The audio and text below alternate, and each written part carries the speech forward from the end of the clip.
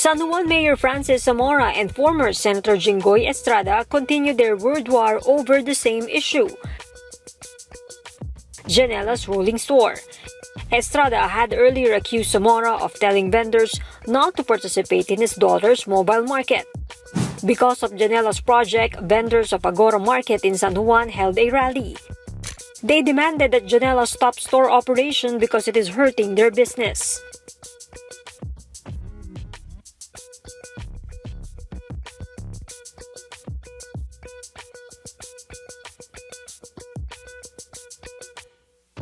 Zamora urged the Estradas to apply for a business permit.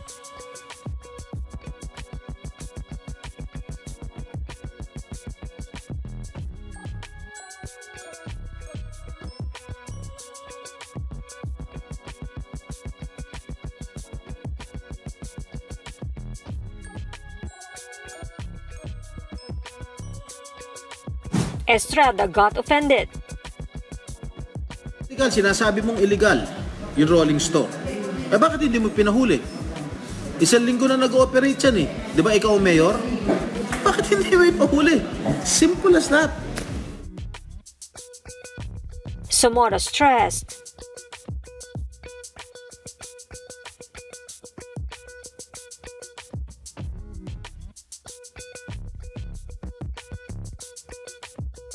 Estrada remains defiant. Ibig kong sabihin, Mayor, mga kababayan, kailangan ba magbayad ng buwis sa mga nagkakaawang gawa?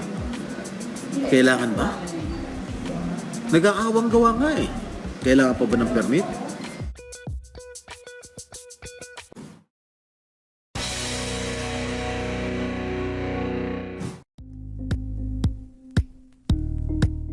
Thank you for watching Politiko TV. Please like and subscribe to our channel for more videos.